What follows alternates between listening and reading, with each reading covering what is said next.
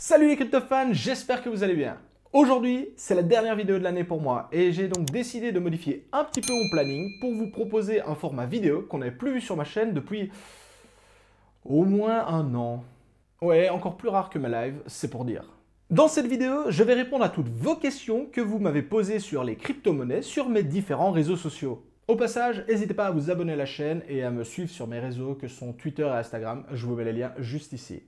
D'ailleurs, avant de commencer, je tenais vraiment à tous vous remercier pour avoir joué le jeu, notamment en ayant répondu aux questions, mais également en ayant relayé et partagé les informations sur les différents réseaux sociaux. Ce type de vidéo, c'est grâce à vous que je peux les faire, donc merci à tous. Hey, mais que vois-je? Ne serait-ce pas une carte crypto.com? Eh oui, parce qu'en plus d'avoir reçu ma carte Ruby pour dépenser tous mes bitcoins et tous mes ethers en cette période de fête, cette vidéo est sponsorisée par crypto.com. Mais dis-moi TK, crypto.com c'est quoi? Non, tu rigoles, t'as jamais entendu parler d'eux? Alors, si tu vis dans une grotte au fin fond de l'Alaska, laisse-moi d'abord t'expliquer. Crypto.com, c'est avant tout une plateforme d'achat et de vente de crypto-monnaies qui te permet d'acheter directement avec tes euros du Bitcoin, de l'Ether, etc., etc. En plus de cela, la plateforme propose toutes sortes de petits avantages, comme une offre de staking personnalisée qui te permet de locker tes crypto-monnaies un certain temps pour toucher des intérêts sur celles-ci, ou encore d'avoir accès à la DeFi pour farmer des coins. Mais ce qui fait selon moi la plus grande force de Crypto.com, c'est clairement leur offre de carte Visa qui te permet de dépenser directement tes cryptos chez n'importe quel commerçant.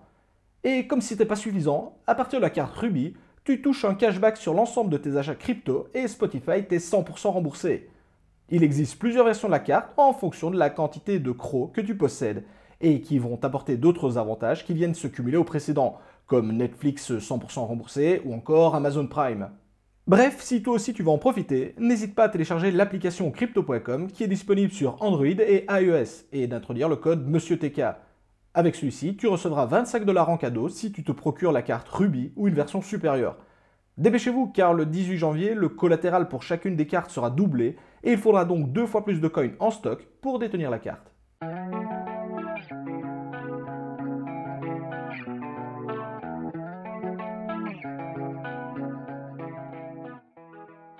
La première question nous vient de Musicalm qui nous demande, à votre avis, faut-il se lancer dans le minage de crypto-monnaies début 2021?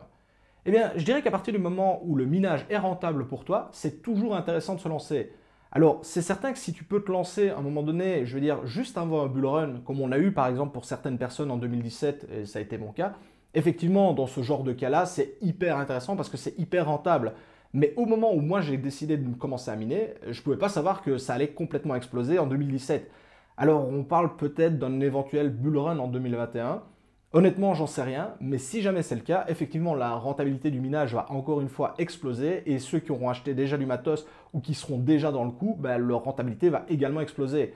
Comme à chaque fois, si c'est à partir de ce moment-là que tu décides à t'y intéresser, à commencer à voir quel matos il te faut, comment est-ce qu'on fait, etc., etc., à partir de ce moment-là, tu vas être réellement avec un très gros retard et le temps que ton matos arrive, que tu montes, que tu configures tout, il y a de fortes chances que tu arrives un peu trop tard. Donc, si tu peux être rentable avec ton minage dès le début, je dirais qu'il ne faut pas hésiter à se lancer. Maintenant, on n'est pas obligé de se lancer avec une ferme de minage complète, hein. Tu peux commencer avec un petit rig dans un coin.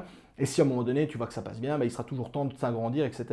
Mais vraiment, est-ce que c'est intéressant de se lancer en 2021? Si tu es rentable avec les simulations, moi, j'ai envie de te dire oui, clairement. La seconde question nous vient de ministre de la Répression qui demande les meilleurs masternodes pour 2021 selon toi. Alors, je dirais qu'il y a deux cas de figure. Il y a l'aspect purement, on veut jouer la sécurité, et dans ce cas-là, moi je mise tout sur Dash. Honnêtement, Dash c'est un masternode qui est le père d'ailleurs de tous les masternodes, présent depuis 2015, bien parti pour durer, qui offre effectivement un retour sur investissement qui est probablement l'un des plus faibles de l'univers masternode, mais qui reste quand même relativement élevé par rapport à tout ce qui est investissement classique. Par contre, on a un prix d'accès qui fait clairement mal, qui pique énormément, donc c'est 1000 Dash, et au cours du Dash, à mon avis, on n'est pas loin des 100 000 $, donc ça pique pas mal. Alors sur un aspect un peu plus spéculatif, là je partirais sur des masternodes qui coûtent moins cher, qui ont un retour sur investissement un peu plus élevé, mais dont le risque à prendre est un peu plus élevé également. Alors on n'est pas sur du masternode de 2000%, je vous rassure tout de suite, mais si je devais choisir dans cette catégorie-là des masternodes, je partirais plutôt sur Energy, Firo, donc anciennement Zcoin, ou encore Horizon. Alors dans le cas de Horizon, c'est vraiment un pari sur l'avenir parce qu'effectivement pour le moment on pourrait trouver que son ROI est très faible. Maintenant je pense que parmi tous ces coins-là, Horizon est celui qui a probablement la plus grosse probabilité de bien performer, en tout cas avec toutes les nouveautés qui s'annoncent sur ce coin. Et donc effectivement, le monter maintenant, ça pourrait être pour beaucoup d'entre vous peut-être pas du tout intéressant parce que le VPS à louer est relativement cher, entre guillemets, on ne sait pas mettre ça sur un tout petit VPS, etc. Et donc on pourrait avoir l'impression d'y perdre un petit peu. Par contre, voilà, si le prix du Horizon continue de grimper comme il l'a fait il n'y a pas si longtemps, pour moi, ça reste un des top masternodes de 2021. La question suivante nous vient de Pierre Laffray qui me demande « Qu'est-ce qui t'a orienté plutôt vers le lending que le staking ?» Alors, je suis étonné qu'on me pose cette question-là parce que effectivement, pour le moment, je ne fais plus réellement de staking ou si ce n'est en vraiment très petite quantité par rapport au lending, mais je reste quelqu'un qui est convaincu par le staking et qui trouve que c'est quelque chose de vraiment sympa et quelque chose que je pourrais refaire. Alors, pourquoi est-ce que j'en fais plus pour le moment? Tout simplement parce que les coins qui sont en staking, en tout cas les coins actuels, ne m'intéressent pas. C'est juste pour ça. Alors, il y a bien Tezos que j'apprécie énormément, mais j'ai préféré migrer sur le lending avec notamment le Cell et jusqu'à présent, en tout cas avec la montée en puissance du cours du token Cell, j'ai bien fait de migrer là-dessus. Pourquoi le lending plutôt que le staking? L'avantage du lending, puisque c'est une forme de prêt, entre guillemets, c'est le fait qu'on puisse le faire avec n'importe quel coin. Vous pouvez faire du lending sur du BTC, vous pouvez faire du lending sur de l'Ether, un petit peu donc, comme je l'explique dans ma vidéo sur Celsius Network. Contrairement au staking où il faut absolument que le coin ait été conçu dans cette optique-là, ce qui n'est pas le cas d'énormément de coins qui m'intéressent pour le moment. Voilà pourquoi je suis plus lending pour le moment. Maintenant, rien n'indique que, voilà, notamment quand l'Ether va passer en Ether 2.0, on va vraiment passer sur une phase de staking. Et donc là, ce ne sera plus vraiment du lending comme on peut le faire. Et là, je suis persuadé que je vais retirer mes coins qui sont en staking, en lending chez Celsius Network pour les passer en staking avec, je l'espère, un provider qui fera largement le taf. La question suivante nous vient d'Emilien Marotte qui demande « Penses-tu qu'à la fin de la crise sanitaire, voire économique, les crypto-monnaies vont commencer à être mieux connues du monde ?» Alors, moi, je trouve honnêtement qu'elles sont déjà pas mal connues de pas mal de gens. Alors, certes, c'est pas encore, on n'a pas encore un JT où on nous parle non-stop du Bitcoin, etc. Mais quand tu regardes par rapport à moi en 2016-2017, je trouve qu'il y a eu une avancée énorme. Il y a de plus en plus de monde qui en parle, il y a de plus en plus de médias qui se sont créés autour de justement cet univers crypto-monnaie. Et encore, 2016-2017, c'est pas très vieux. Quand on imagine les mecs qui étaient là en 2012-2013 et même avant, eux, il y avait 2 personnes sur un forum qui en parlaient et c'était tout. Ici, maintenant, vous avez des chaînes YouTube, des journalistes qui s'y intéressent. Et alors, ça peut être aussi bien des journalistes, je veux dire, entre guillemets, ce que je vais appeler de vrais journalistes. Et c'est pas du tout péjoratif, mais des gars qui ont fait vraiment des études de journalisme et qui sont dans des grands groupes comme Les Échos, Figaro, que sais-je, hein, on s'en fout. Et qui vont, eux, parler justement des crypto-monnaies, mais également des gens qui ont, un petit peu comme moi, appris sur le tas, qui se sont formés et qui au final viennent en parler, voire même mieux que certains journalistes spécialisés. Et pourtant, voilà, je trouve qu'il y a de plus en plus d'acteurs dans ce domaine-là. Et pour moi, on en parle déjà vraiment pas mal. Alors c'est sûr que comme tout le monde, j'aimerais bien, entre guillemets, que ça devienne mainstream et que tout le monde en parle et que ça paraisse être une évidence. Mais je trouve que par rapport à il y a même 1 an ou 2, on a eu un bond énorme. Alors, est-ce que la crise sanitaire et peut-être la crise économique qui va en découler va encore pousser des gens vers le Bitcoin ? Je pense que oui, puisque le Bitcoin reste une réserve de valeur au même titre que l'or et les métaux précieux. Est-ce qu'il y aura beaucoup plus de monde? Honnêtement, j'en sais rien, mais je pense déjà qu'à notre niveau, on en parle déjà vraiment pas mal. La question suivante m'a été posée sur Instagram et c'est Léo MTLT qui dit « Je dois hold long terme du BTC. Quel autre wallet que Ledger Nano S, le moins cher ayant fait ses preuves, me conseilles-tu » Alors ici, petite parenthèse, mais au moment où la personne m'a écrit cette question, on n'avait pas toute l'envolée médiatique autour de la faille qui a été découverte chez Ledger. Alors, je sais que la faille date d'il y a plusieurs mois, mais je veux dire, tout l'emballement médiatique s'est fait cette semaine, du moins au moment où j'ai tourné cette vidéo. Et donc, pour ma réponse, je ne vais pas la prendre en compte, tout simplement parce que j'ai vraiment envie de répondre comme quand la personne m'a posé la question et la façon dont moi j'aurais répondu. Alors, tout simplement, pour répondre à ta question, je dirais que la meilleure solution pour moi, ou la meilleure alternative, ça reste le Satoshi Wallet que j'ai présenté dans cette vidéo, qui est vraiment pas cher, qui fait totalement le taf, qui est d'origine belge, il faut quand même le dire, et moi étant belge moi-même, ça fait toujours plaisir quand des compatriotes sortent du matériel. L'envoi est gratuit, je sais, etc. Il y a plusieurs types de wallets, donc franchement, fais-toi plaisir, c'est vraiment pas cher et ça fait largement le travail. Question suivante, c'est Le Cacheux Ludovic qui demande « Salut, tu en es où dans ton minage? Est-ce que lorsque tu as commencé, tu avais un plan pour la crypto ?» Alors, honnêtement, bah, mon minage se passe très bien. Le matos que j'ai maintenant va bientôt sur ses 4 ans, voire même pour certaines cartes, 4 ans et demi, et je touche du bois pour n'avoir aucun problème. Je suis pleinement satisfait du matos que j'ai acheté à l'époque, je me rappelle que j'avais payé un peu plus cher que la moyenne, mais pour justement essayer d'avoir un matos un peu, entre guillemets, de meilleure qualité que ce qu'on pouvait trouver de manière classique. Et là, bah, jusqu'à présent, je suis clairement pas déçu. Maintenant, j'en prends très très grand soin. Et ce matos-là a été amorti déjà 50 fois, donc pour moi, ce n'est que du bénéfice. Et est-ce que lorsque tu as commencé, tu avais un plan pour le minage de crypto? Alors oui, comme tout le monde, j'avais un plan, mais je me suis vite rendu compte que dans la crypto-monnaie, avoir un plan, bah, c'est pas super foufou quoi. Parce qu'effectivement, avoir un plan, faire des beaux tableaux Excel pour savoir les ROI, savoir combien je vais gagner par jour, combien par mois, etc. C'est génial, ça fait le taf, ça permet de se donner des objectifs, etc. Mais vu que l'univers crypto évolue tellement rapidement, si le coin que vous minez fait x2 ou est divisé par 2, ça va chambouler totalement votre tableau et vos ROI vont totalement varier.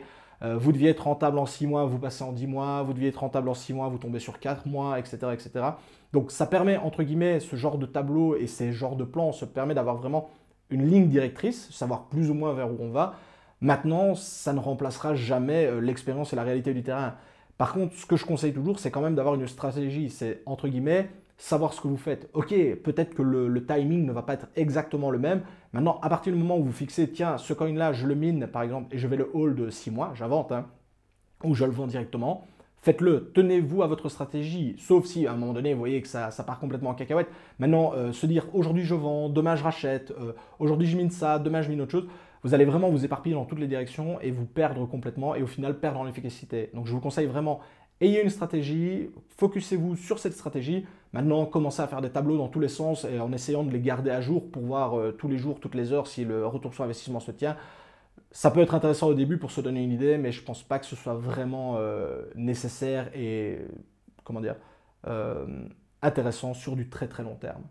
La question suivante me vient de Camélia Camps et je lui fais un gros big up parce que c'est un vrai plaisir de discuter et d'échanger avec elle. Et le live que j'ai fait avec Cryptodidact où elle était présente, c'était vraiment trop de la balle. Et elle me demande quelles sont les qualités qu'il faut acquérir pour être un bon mineur, sachant miner.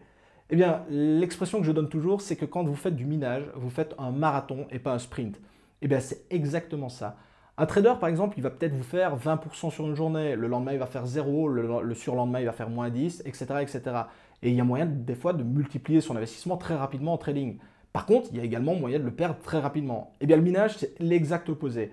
On prend son temps, on définit des stratégies, on les établit, on le fait, et petit à petit, ça va être payant. Vous n'allez pas faire x2 ou x3 en faisant du minage, parce que même si vous le faites, à moins que vous ayez une ferme de minage énorme, bah, avec un petit rig ou quoi, ok, vous allez peut-être gagner 20 balles, et le lendemain, waouh, vous allez vous monter à 30 euros. C'est pas la folie non plus. Par contre, voilà, en trading, avec 20 euros, vous pouvez facilement en obtenir 40 si vous vous débrouillez pas trop mal. Par contre, le gros avantage du minage, et c'est ce que je dis, c'est pour ça que je reviens toujours sur cette expression de marathon et que c'est pas un sprint, c'est que vous allez faire 20 balles, mais vous allez les faire tous les jours. Et quoi qu'il arrive, demain il peut bien pleuvoir, enfin tout ce que vous voulez, vous n'êtes pas bien, vous ferez 20 euros, vous êtes malade, vous faites 20 euros, vous n'avez pas le temps, vous allez chez des amis, vous faites 20 euros, etc. etc.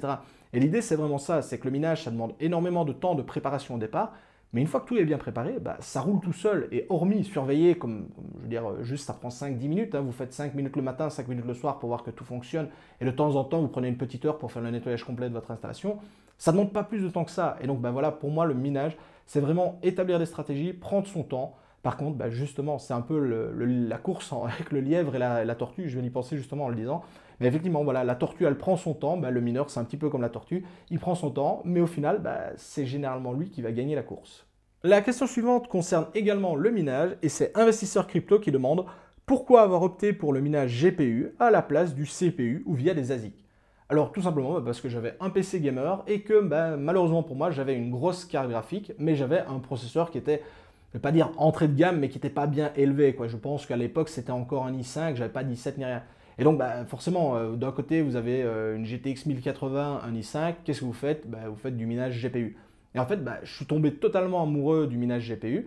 Je me suis intéressé également au minage ASIC. Le problème des ASIC, c'est que je ne pouvais pas aller entre guillemets au magasin du coin pour m'en acheter. Hein. Contrairement au GPU, je veux dire, vous allez chez un vendeur informatique quand c'est pas le rush et quand il y a du stock, et vous pouvez obtenir n'importe quelle carte graphique. Un ASIC, à un moment où j'ai commencé, il fallait obligatoirement le commander en Chine. Il y avait des délais de malade, il y avait le risque, les risques qu'on a connus, donc qui s'est déjà été utilisé, qui se fasse saisir par la douane, qui soit endommagé durant le vol, etc., etc. Et donc, bah, en fait, moi, j'avais le choix entre le minage GPU ASIC et j'ai jamais réellement pensé à investir dans du minage CPU, tout simplement parce que la plupart des coins qui m'intéressaient et qui m'intéressent toujours d'ailleurs, sont à miner au GPU. Alors certes, j'ai un petit faible également pour le Monero, vous le savez tous, parce que j'aime énormément les coins anonymes et donc j'aimerais bien pouvoir miner directement du Monero. Mais à mon niveau, je trouve que c'est pas du tout intéressant. Alors je sais, ok, on peut le miner au CPU, enfin on peut d'ailleurs que le faire comme ça, mais avec un CPU, je veux dire, je ne me vois pas en tout cas maintenant monter une ferme de CPU uniquement pour miner du Monero. Je préfère miner des coins avec mes GPU et les revendre pour obtenir du Monero. Et encore ici, je donne l'exemple du Monero, mais c'est également valable pour tous les coins qui sont minables via CPU. Et donc, entre autres, voilà pourquoi j'ai démarré avec le minage GPU et j'y suis resté et je ne suis pas passé chez les ASIC ni les CPU. La question suivante, c'est Nicolas qui demande « Je voudrais savoir ce que tu penses du Proof of Capacity et si tu as déjà essayé ». Eh bien non, honnêtement, j'ai pas essayé et je ne m'y intéresse pas pour le moment. Donc ok, je connais vaguement les grandes lignes, mais ça s'arrête à ça. Alors plutôt que de dire des bêtises, et voilà, il faut savoir également dire quand on ne sait pas. Et honnêtement, bah voilà, le Proof of Capacity, c'est quelque chose que je ne maîtrise pas, qui ne m'intéresse pas pour le moment. Je vais peut-être m'y mettre, mais pour le moment, je n'ai aucune info là-dessus à te donner. Et je ne pense pas que pour le moment, je sois la personne qui pourrait répondre à ce genre de questions. Donc désolé pour toi. Bon, maintenant c'est le moment de d'écorcher les pseudos et vous pouvez vous faire plaisir en commentaire. LVN CKR qui demande « Quel est ton avenir dans le monde de la crypto? Comment souhaites-tu contribuer en 2021 et te vois-tu Bitcoiner maximaliste un jour ?» Alors honnêtement, à mon niveau, bah, je continuerai ma chaîne YouTube, je continue à me développer, ça me fait énormément plaisir de voir justement que vous êtes de plus en plus nombreux à me suivre sur mes différents réseaux sociaux. Et honnêtement, pour le moment, bah, je me vois continuer de la sorte. Je ne pense pas que j'abandonnerai mon boulot que j'ai sur le côté, du moins pas pour le moment, pas avec un peu moins de 9000 abonnés. Si demain j'étais à 100 000, j'aurais peut-être un autre discours, mais pour le moment, je ne me vois pas quitter mon boulot. Donc je ne me vois pas faire plus de vidéos, ni accessoirement, ni moins de vidéos que ce que je fais maintenant. Par contre, je pense que je vais continuer à, entre guillemets, me diversifier, donc vraiment continuer donc, tout ce qui est minage, masternode, staking, etc. Mais également, voilà, continuer à m'intéresser à tout ce qui est l'analyse de projets, avec que ce soit bien, aussi bien les arnaques d'un côté que les projets qui sont très intéressants et qui ne sont pas du tout des arnaques de l'autre. J'ai également quelques petites choses dans mon chapeau, dans mon bonnet, que je n'ai pas pour le moment.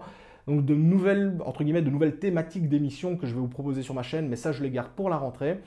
Et est-ce que je me vois Bitcoiner maximaliste un jour? Honnêtement, je ne pense pas. Je pense que j'ai déjà pas mal augmenté dans mon adoration du Bitcoin par rapport au départ. Avant, j'étais vraiment team shitcoin à fond. Maintenant, je suis à 75% sur le Bitcoin, voire même maintenant un peu plus au moment où on tourne cette vidéo.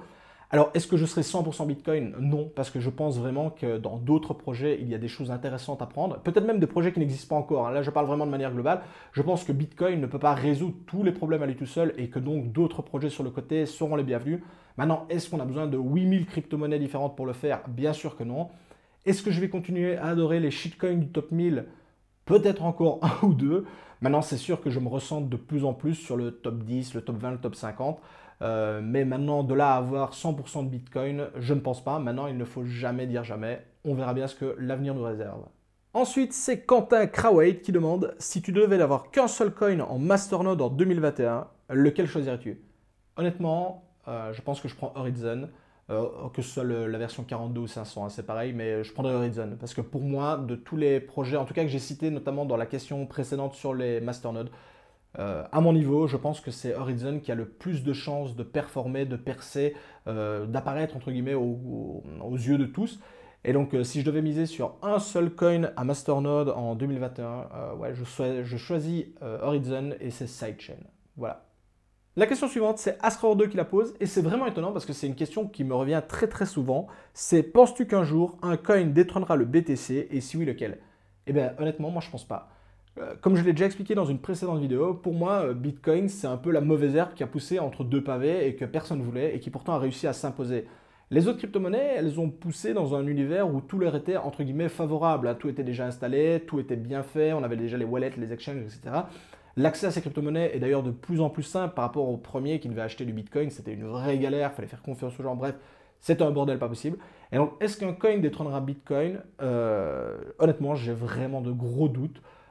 Si ça devait même être le cas, je pense que ça ne serait pas avant des années et des années. Et je pense, malheureusement ou pas malheureusement, en fonction de quel côté on est, si on est maximaliste ou pas, mais je pense que Bitcoin restera le king, et tout simplement parce qu'il était là le premier. Il a été le premier à savoir s'imposer, le premier à faire ce que tous les autres maintenant font, mais il fallait le faire avant. Et donc non, je pense que Bitcoin, ça reste le king et que personne ne le remplacera. Karek qui demande petit pain ou chocolatine? Pas au chocolat, évidemment. Xavier Garot qui demande pourquoi TK? Eh bien, tout simplement, non, c'est pas triple carmélite comme certains l'ont dit, bien que la référence soit pas mal, parce que j'adore la triple carmélite. Non, TK, ça vient tout simplement de Team Kill, parce que c'est simplement mon pseudo sur les jeux vidéo. D'ailleurs, si vous voyez un Monsieur TK, que ce soit sur un Battlefield, The Division, etc., enfin sur un jeu en ligne, il y a énormément de chances que ce soit moi, parce que j'ai pris tout simplement ce pseudo-là sur la plupart des plateformes multijoueurs, hein, Steam, Uplay, etc., etc. Et donc, Monsieur TK, ça venait de Monsieur Team Kill. C'était un délire qu'on avait à l'époque avec un pote sur Counter-Strike. Ça devait être 1.6 ou même avant 1.5, je ne sais plus.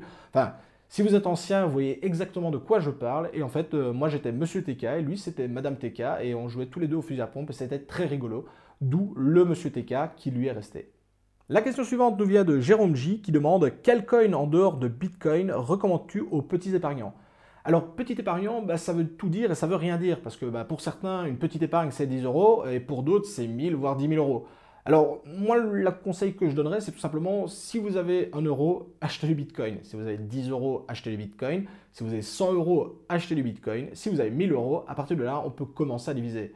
Alors là, je caricature un peu parce que honnêtement, je pense qu'à partir de 200, 250, voire 300 euros, ça peut être intéressant de par exemple prendre 100 euros de Bitcoin et 100 euros d'Ether. Et encore ici, je donne des indications, enfin pas des indications, mais je donne des exemples. C'est pas spécialement, vous n'êtes pas obligé de prendre de l'Ether et du Bitcoin.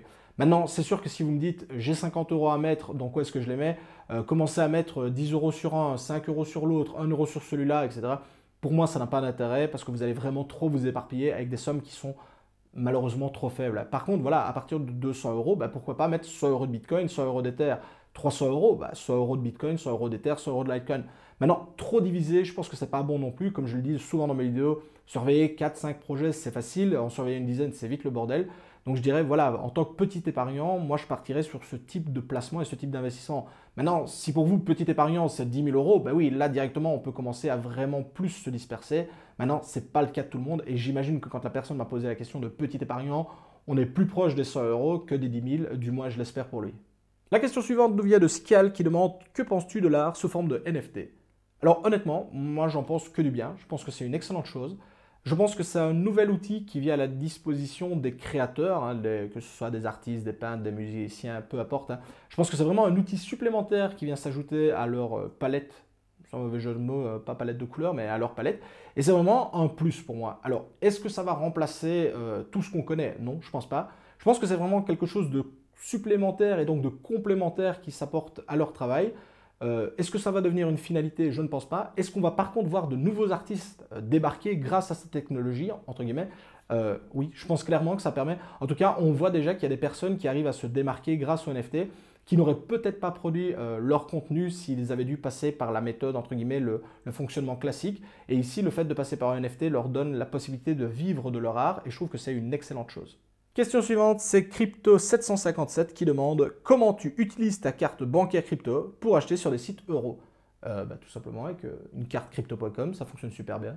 Il suffit que le commerçant accepte Visa et ça passe tout seul. Désolé, il n'y a rien de plus facile que d'utiliser ce genre de carte. La question suivante, c'est John Unchained qui demande « C'est quand que tu mines du BTC ?» Quand tu m'auras offert les ASIC, tu te souviens pas, on en a parlé, j'attends les S19 Pro à la maison là. Il faut juste les installer, donc tu les envoies quand tu veux. La question suivante, c'est Benjamin Rodier qui demande « Bonjour, quel avenir pour le minage après le passage à Ether 2.0 ?» Alors, si la question c'est vraiment directement liée au minage sur l'Ether, à partir du moment où celui-ci va passer en staking, il ne sera plus possible de le miner et donc il n'y aura plus du tout de minage.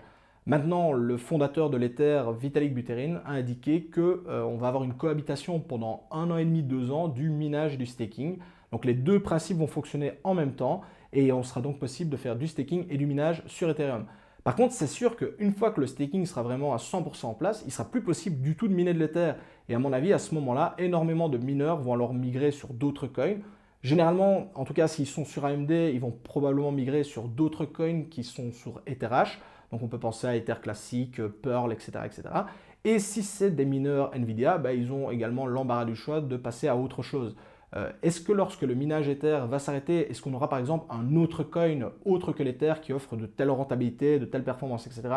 Ça, on ne peut pas encore le savoir maintenant, mais je ne doute pas qu'après le passage de l'Ether, on aura de nouveau un coin qui, entre guillemets, va un peu sortir de la masse et devenir, entre guillemets, le nouvel Ether. Non pas sur la technique et de ça, mais au niveau vraiment purement de la rentabilité et de la sécurisation pour le mineur. La dernière question, c'est Yurinkn qui la pose et qui demande comment es-tu venu au crypto et quel est ton métier, ta formation de base? Eh bien, comme beaucoup de personnes, je cherchais à gagner un petit peu d'argent sur le côté. Donc, je ne voulais pas devenir millionnaire et donc je cherchais comment obtenir un petit complément de revenu. Et donc, je me suis intéressé aux crypto-monnaies de cette façon-là parce qu'effectivement, de manière générale, les crypto-monnaies pouvaient m'apporter un petit complément de revenu si je me débrouillais bien. Et en fait, vu que j'avais déjà un gros PC gamer, j'ai remarqué qu'il y avait la possibilité de faire du minage. Et c'est comme ça que je me suis mis aux crypto-monnaies et au minage, tout simplement pour générer un petit revenu sur le côté. À ce moment-là, on avait un peu l'enflammement de la bulle des cryptos, ce qui fait que la rentabilité était très élevée. Et c'est vrai que là, à ce moment-là, j'ai vraiment eu, entre guillemets, des paillettes dans ma vie, si vous voyez ce que je veux dire. Mauvaise blague, mauvaise blague. Et donc, pour revenir à ça, c'est comme ça que j'ai débuté vraiment dans l'univers crypto, par le minage, pour me faire un petit complément de revenu. J'ai agrandi, donc j'ai commencé avec un PC, j'ai eu un premier rig, un deuxième rig, etc., etc. Et en fait, ma formation de base n'a absolument rien à voir avec ça. Donc moi, je suis de formation, je suis technicien chimiste. C'est d'ailleurs mon métier à plein temps. Je veux dire, YouTube, c'est ma passion sur le côté, mais mon vrai métier, c'est chimiste dans une société.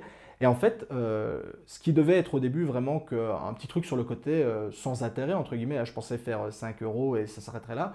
Au final, c'est devenu ma passion, ma vie. Enfin, c'est pas du tout négatif, mais en fait, voilà, c'est vrai que comme beaucoup de personnes, je suis tombé dedans et j'arrive plus à m'en sortir. Et c'est tout simplement parce que j'adore ce que je fais. Et c'est comme ça que j'en suis arrivé aux crypto-monnaies. Et avec la grosse force que j'avais entre guillemets, de bien vulgariser cet univers, c'est comme ça que j'ai débuté la chaîne YouTube. Alors, au début, j'avais un blog, puis j'ai eu une chaîne YouTube et maintenant, j'en suis où j'en suis. Donc voilà, c'était pour répondre à à la dernière question en tout cas. Voici donc qui termine cette vidéo. Vous avez l'habitude, si elle vous a plu, n'hésitez pas à liker, partager. N'hésitez pas non plus à laisser vos commentaires en description. Je me fais toujours un plaisir de vous répondre à tous. Je vous souhaite déjà à tous un excellent joyeux Noël. Alors, je sais tout de suite, la vidéo, vous allez la voir après Noël, mais moi, au moment où je la tourne, on est avant Noël, donc ça a tout son sens. Et je vous souhaite à tous une excellente année 2021. N'oubliez pas que le plus important, ça reste la famille, la santé, les amis. Mais effectivement, si 2021, on peut avoir un petit bull run sur l'univers des crypto-monnaies, ce sera avec un très grand plaisir. C'était M. TK, ciao les crypto-fans et excellente année à tous.